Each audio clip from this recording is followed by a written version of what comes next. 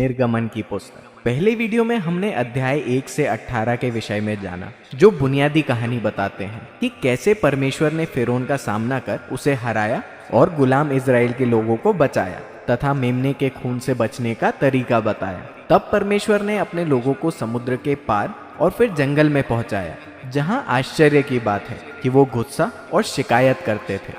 निर्गमन की पुस्तक का दूसरा भाग बताता है कि मूसा इजराइल को सिनाई पर्वत तक ले जाता है, जहां परमेश्वर ने इजराइल राष्ट्र को एक वाचा के लिए आमंत्रित किया। यहाँ हम बाइबल की कहानी के एक और महत्वपूर्ण क्षण तक पहुँचते हैं, क्योंकि ये अब्राहम से परमेश्वर के वादे उठाकर विकसित कर रहा है।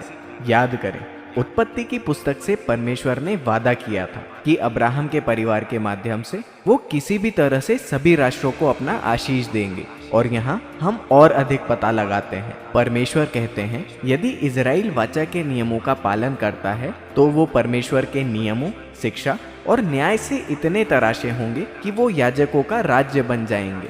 वो परमेश्वर के प्रतिनिधि बनेंगे और सभी राष्ट्रों को बताएंगे कि परमेश्वर वास्तव में कैसे हैं। इजराइल के लोग उत्सुकता से प्रस्ताव स्वीकारते हैं। परमेश्वर की उपस्थिति सिनाई पर्वत के शीर्ष पर बादल, बिजली और गरज के रूप में दिखाई देती है।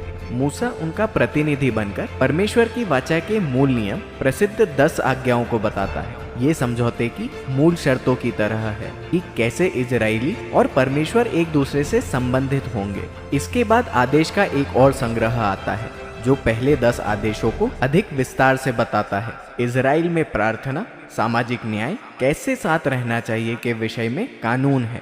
ये इजराइल को न्याय और उदारता का राष्ट्र बनाते हैं, जो अन्य देशों से अलग है। मूसा इन सभी कानूनों को लिखता है और उन लोगों तक पहुंचाता है जो उत्सुकतापूर्ण परमेश्वर के साथ इस वाचा में प्रवेश करने के लिए सहमत हुए। एक बार ऐसा करने के बाद परमेश्वर रिश्तों को एक कदम और आगे ले जाते हैं। वो मूसा को बताते हैं कि वो इजराइल में अपनी पवित्र, दिव्य और अच्छी उपस्थिति चाहते हैं, जो परमेश्वर की वाचा प्रतिज्ञा का एक और पहलू विकसित करे। अब याद करें, बगीचे में मानवता के विद्रोह के बाद ये परमेश्वर की खोई हुई उपस्थिति तक पहुंच गया, परंतु अब अब्राहम के परिवार के माध्यम से पहले इजराइल और फिर सभी राष्ट्रों के लिए परमेश्वर की उपस्थिति इस वाचा संबंध के साथ एक बार फिर से सुलभ हो गई। हम निवास स्थान नामक इस तंबू के विषय में विस्तृत वास्तुशिल्प की मूल योजना के 7वें अध्याय का अनुसरण करते हैं। वहाँ बाहरी आंगन के साथ वेदी है, मध्य में एक तंबू है जिसमें एक बाहरी कमरा है और फिर एक आंतरिक कमरा है। सबसे पवित्र स्थान कहे जाने वाले आंतरिक कमरे के अंदर एक सुनहरा बक्सा है, जिसे वाचा का संदूक कहते हैं।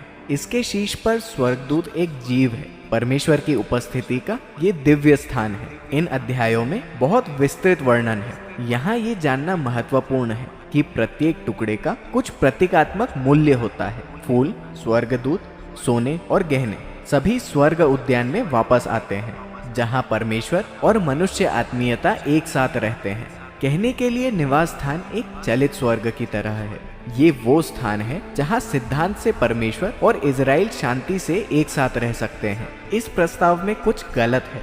इजराइल वाचा तोड़ता है। पर्वत पर मूसा जैसे ही निवास स्थान की मूल्य योजना प्राप्त करता है, नीचे शिविर में इजरायली धैर्य खो रहे होते हैं। मूसा के भाई हारून से वो एक सुनहरे बछड़े की मूर्ति बनाने के लिए कहते हैं, ताकि उसकी ईश्वर के रूप में आराधना कर सके, जिन्होंने उन्हें मिस्र की गुलामी से बचाया था। परमेश्वर की उपस्थिति ठीक पर्वत के ऊपर है।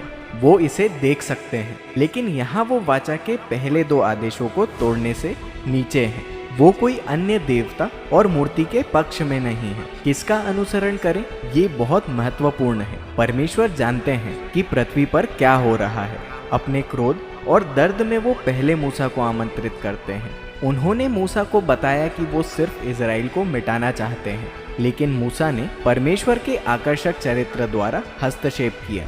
वो कहता है कि इजराइल को नष्ट करना अब्राहम के किए आपके वाचा के वादे पर वापस जाना है। और फिर मूसा राष्ट्रों में परमेश्वर की प्रतिष्ठा के लिए आवाज उठाता है। वो क्या सोचेंगे अगर वो आपको, अपने ही लोगों को नष्ट करते हुए देखेंगे। परमेश्वर मूसा की मध्यस्थता स्वीकार करते हैं और नम्र हो जाते हैं। वो मूर्ति पूजा को बढ़ावा देने वालों पर अपना निर्णय लाते हैं। वो पूरे देश को क्षमा करते हैं और वाचा का नवीनीकरण करने का वादा करते हैं। कहानी के इस बिंदु पे परमेश्वर पहली बार मूसा को अपने चरित्र का वर्णन करते हैं। वो कहता है, परमेश्वर दयालु और कृपालु है, उनमें क्रोध कम और वाचा वफादारी बहुत है। वो पाप क्षमा करते हैं, लेकिन वो दुष्टों को दंड दिए बिना नहीं छोड़ेंगे। हमें ये तनाव है, परमेश्वर दया से परिपूर्ण है, लेकिन उन्हें बुराई से जरूर निपटना चाहिए अगर वो अच्छे होने का दावा करते हैं। इन सब से ऊपर परमेश्वर अपने वादे के प्रति वफादार है, भले ही वो जानते हैं कि वो स्वयं को पूरी तरह से विश्वासहीन लोगों के साथ बांध रहे हैं। इजराइल के साथ वाचा को नवीनकृत करने के बाद परमेश्वर मूसा को आगे बढ़ने और निवास स्थान बनाने के लिए प्रेरित करते हैं। एक बार फिर 5 बड़े अध्याय में हमें निवास स्थान के निर्माण का वर्णन विस्तार से मिलता है। ये सब अंतिम अध्याय में एक साथ आता है, जहां निवास स्थान समाप्त हो गया। तंबू पर परमेश्वर की महिमामय दिव्य उपस्थिति आती है और हमारी उम्मीद बढ़ाती है। मूसा सीधा तंबू में प्रवेश करने जाता है और नहीं कर पाता। वो वास्तव में अंदर नहीं जा पाता और इस तरह पुस्तक समाप्त होती है। ये वास्तव में आश्चर्यजनक है, लेकिन अगर आप इसके बारे में सोचते हैं तो नहीं है।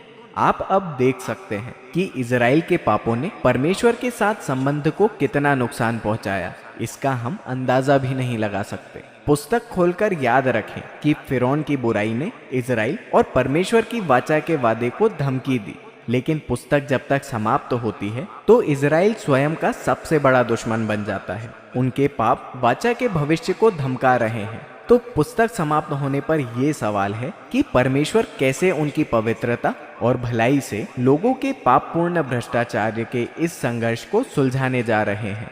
इस समस्या का समाधान अगली पुस्तक में है। अभी के लिए निर्गमन की पुस्तक में बस इतना ही।